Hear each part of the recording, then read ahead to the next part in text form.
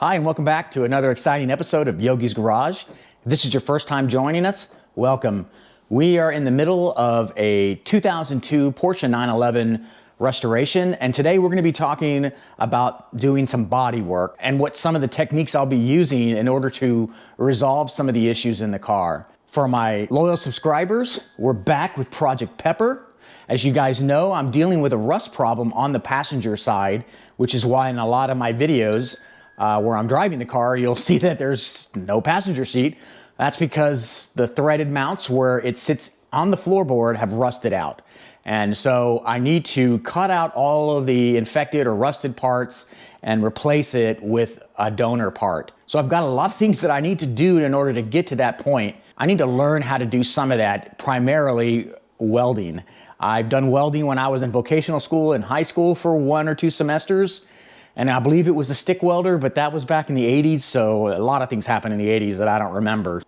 I need to relearn how to weld, but this time using a MIG welder.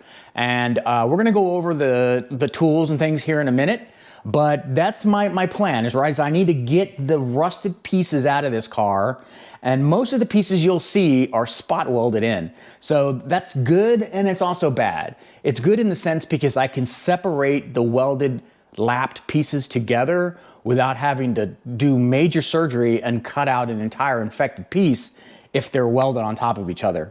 However, I don't know what's underneath that raised portion of the floorboard, and I fear and expect the worst. So that's why I bought a donor piece many months ago, spent a lot of money to get it shipped over from somewhere on the East Coast. I don't even remember. So like anything else, we got to start by cleaning up the wreckage, getting all of the chunks of rust out of here.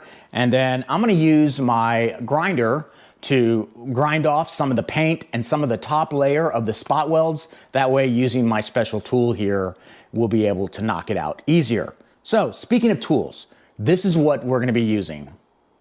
I keep all my power tools and most used sockets at the ready because you'll never know when you'll need something. My motivator, and the hammer that I'm mainly going to be using for this project. The respirator is extremely important because you're dealing with a lot of rust here. Safety glasses, of course, and gloves.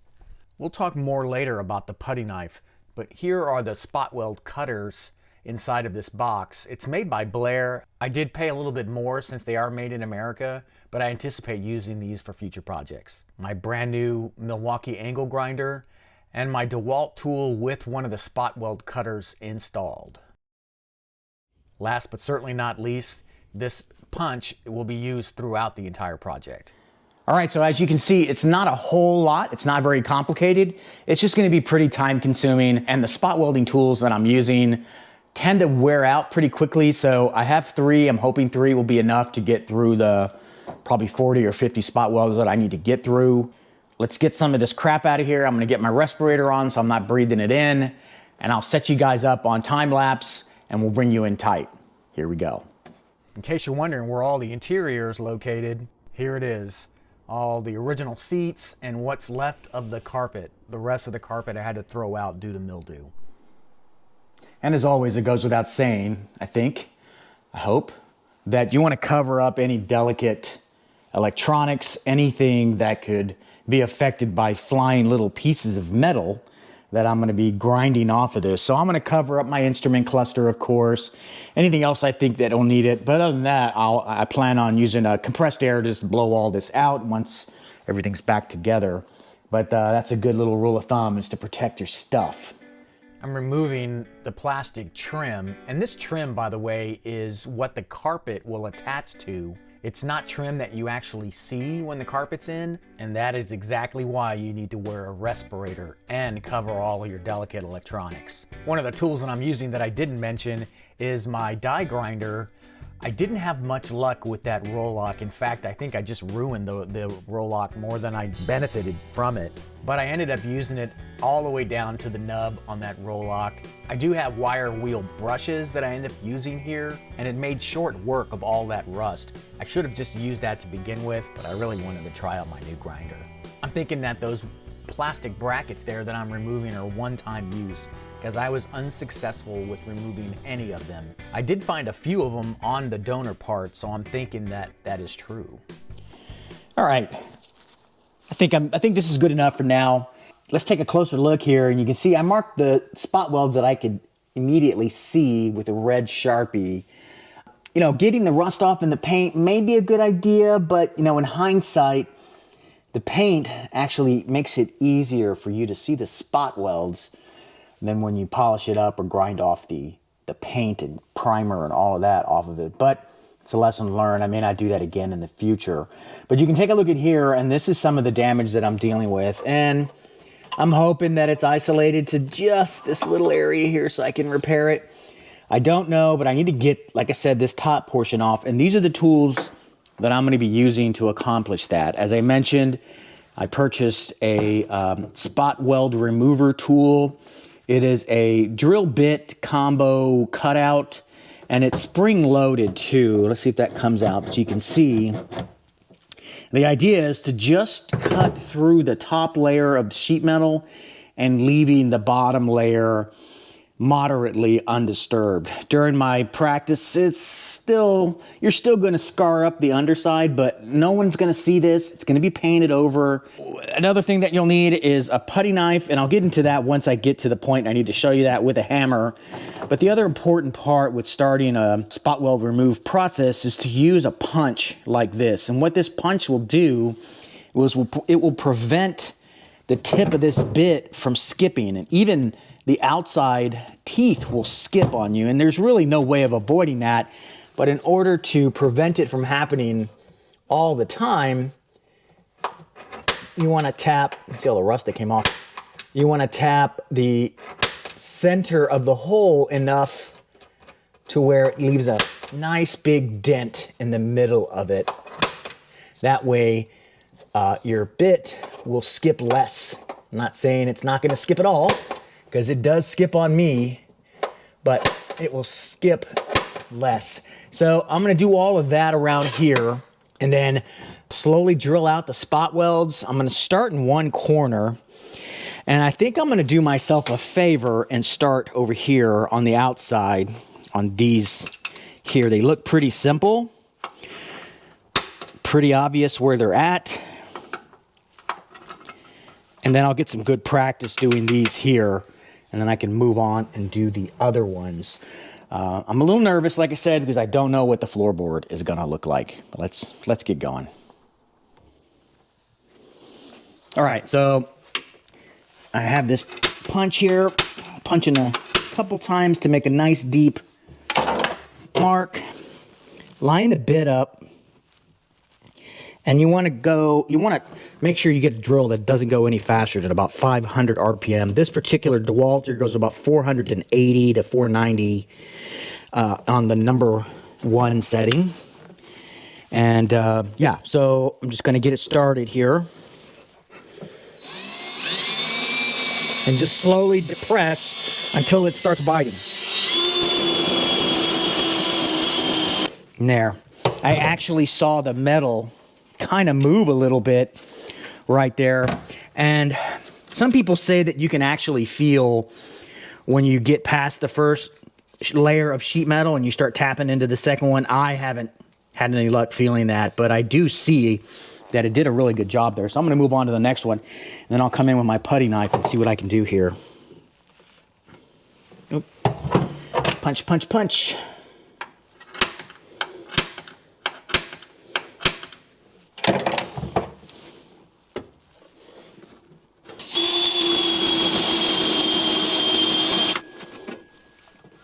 Right? And I'm using this really thin, cheap Amazon Basics putty knife to get behind the two. I bought 3 of them because I suspect that they're going to break because they're really thin. But what I want to do, and I may get some thinner ones too if these are too big. See, like that? And then I got my hammer. There. See? Now, you may be asking yourself, why am I not using a flathead screwdriver or something?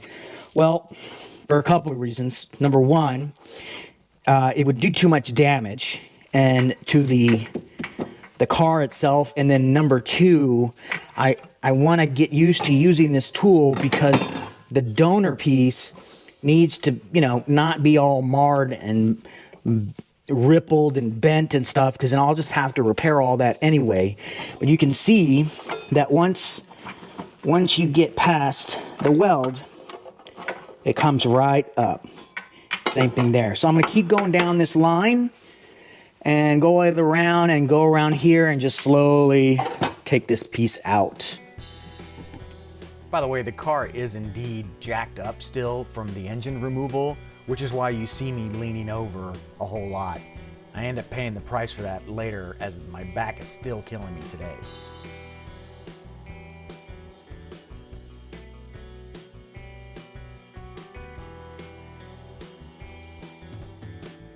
I'm allowing the tip of the drill bit to bite into the metal first before pushing down on the drill. I found that this reduced the amount of skipping that I was experiencing. And this is what happens when you get a little too overzealous and you punch through both.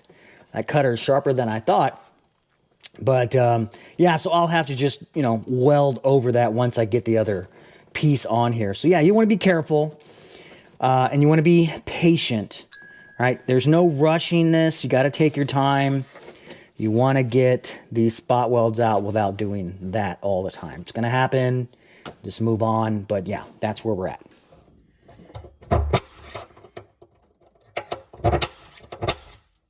Three is my lucky number here. And you take this and you start right on the tap.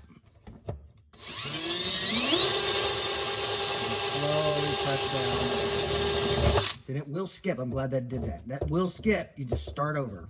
There it goes. Heard it pop. Yeah, there it goes. See? Get that in there. It's not rocket surgery. Here, just wanted to give you an update. I think this is going to work out really, really well. A couple of things that I've learned. First and foremost, I need to be patient. I think I said that. The other thing is when you're pushing down onto the floorboard, the moment that you punch through that weld on the top, the bottom floorboard's going to give and you're going to feel it. And you can actually see it separate here, particularly here. Let me get that out of the way so you can see. You can just see it moving, shifting.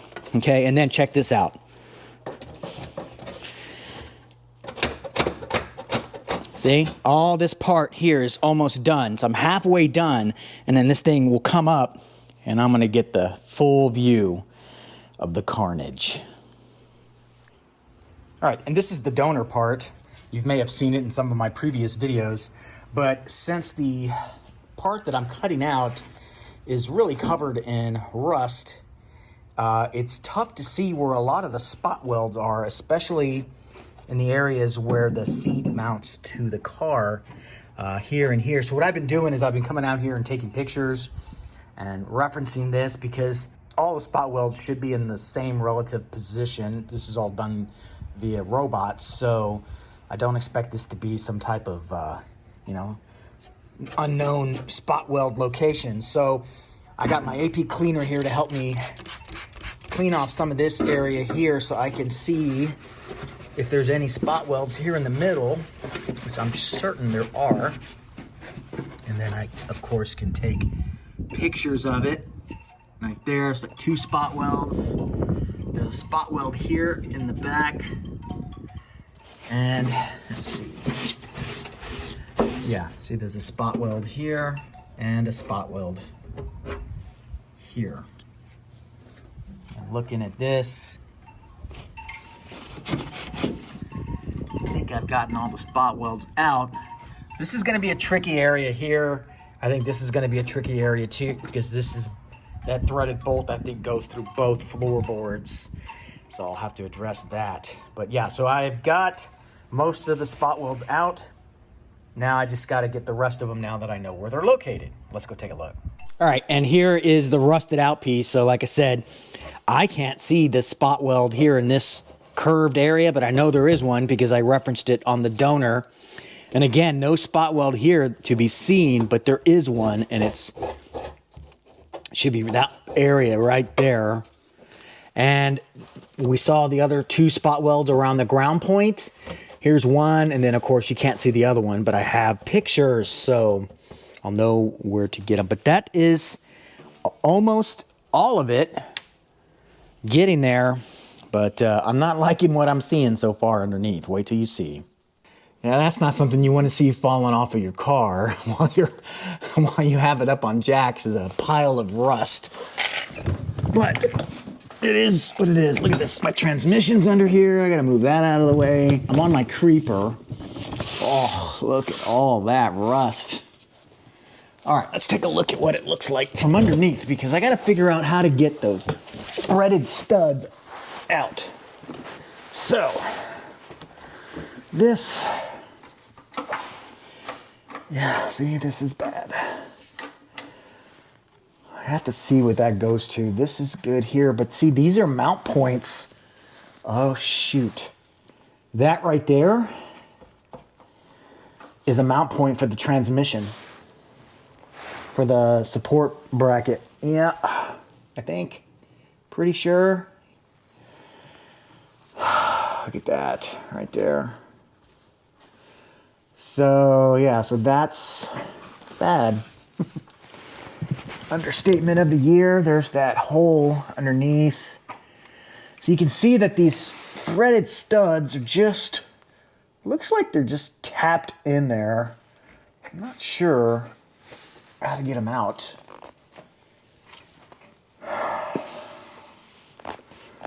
Yeah, this whole tub. So this is the back of the tub. This is where the passenger sits.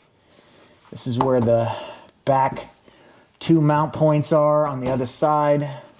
Yeah, we can hear that thing's loose. Oh. Ooh, you hear that? Oh, that's so bad right there. Look at that. My finger is just going right through it. Oh, jeez. Crunchy, crunchy, crunchy.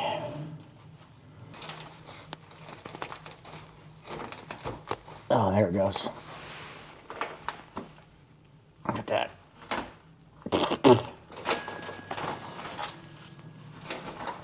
I can see daylight. You're not supposed to be able to see daylight here.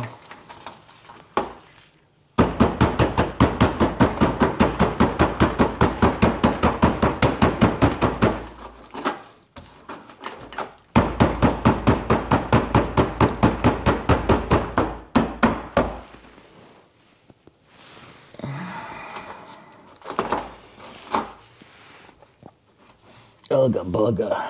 Hello. Where are we? Yeah, we're directly underneath that raised portion. All right, I'm going back under.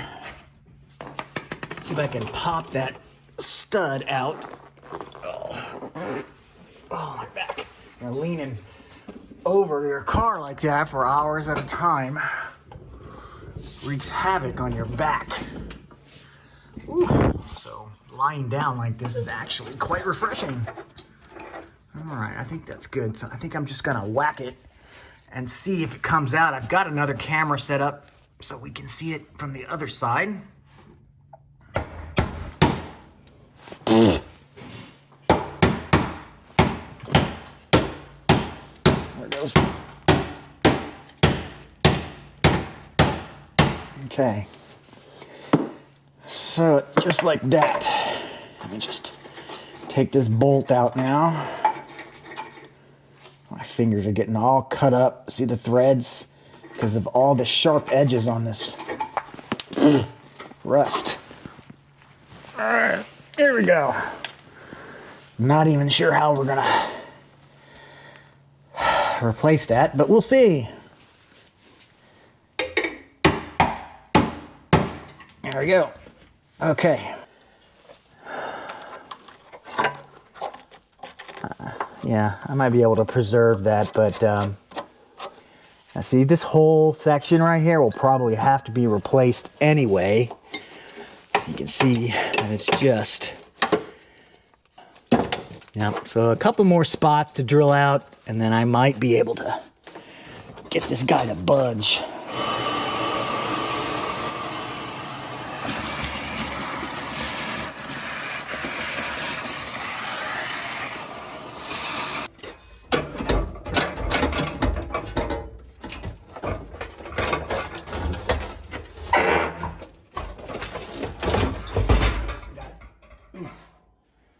Almost cut my finger off.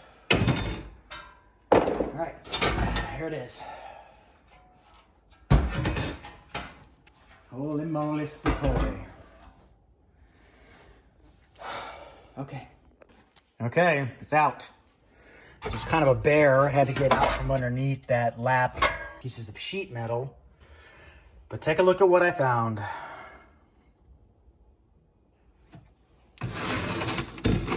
It's not too bad here, but this is all super tender. In fact, I could put my finger right through it. But this here is bad, bad, bad, bad, bad, bad, bad, bad, bad, bad. Yeah. So I'm gonna grind all this off. And then I'm gonna figure out where the cancer ends. It looks like it's about right here. And I might be able to get away with just cutting it out from here. And I'll bring it up here and cut that out as well. The front, not bad. It's pretty solid. There's a little bit of rust starting to happen right there, but I don't think it's too bad. I had to use a drill bit on some of these because they were just absolutely fused. You can see the fusing happening to the metal, especially here. And this thing is a flying razor blade death trap. All of this is, because it's so sharp. And I'm good thing I have gloves on, but these gloves are getting whacked up pretty good. So, well, you know, the good news is it's not a total loss. I found some Blistex. Let me try this on. Looks like it's rust flavor. Yep, definitely rust flavor. Oh, that's pretty gross. What else did I find? Oh, I think I found a Sharpie. Yeah. I found a Sharpie under here. I bet you they were looking for that. Let's see if it works. Oh, it does. Look. Rusty. Nice to meet you, Rusty. All right, I think I'm gonna end the video there. I got a lot to think about. I'm prepared to weld in a new part, so I'm not really concerned about that. What I need to think about is how much of the car I'm gonna carve out in order to replace. It's very important that you take out the entire cancer, AKA rust, out of your car. Otherwise, it's just gonna keep growing and you're gonna have issues after that. So this is a good place to end it. I'll be cutting out in the next future video. I'm not sure when that's gonna happen, but in the next future video, I will be working on cutting out the part and then hopefully welding in a new donor part. So stay tuned for that in the future. But obviously I'm standing back here because I gotta get back to that work there. Yep. So look for my new hot tanking video coming up in the next week or two. If you haven't seen my original hot tanking video, it's my #1 video on my channel. For my little channel, that's saying a lot. It's got about 12,000 views. It's really awesome, but I think I have a new and improved version of hot tanking. So I'm gonna try that on my Porsche and wish me luck. So I'll see you in the next video. By the way, again, I say this all the time, I need your support. So if you haven't subscribed, please consider doing so. Hit me a like in this video or hit me a thumbs down. But if you do that, be sure to tell me why so I know what I can do to improve the next time. With that being said, thanks for watching Yogi's Garage. We'll see you next time. Holy shit. I got a lot to do. Maybe we'll get the car started before the end of the year, 2022. I think. Snap, crack a pop, mind fried to a crisp, make an MC into a wide-eyed lunatic.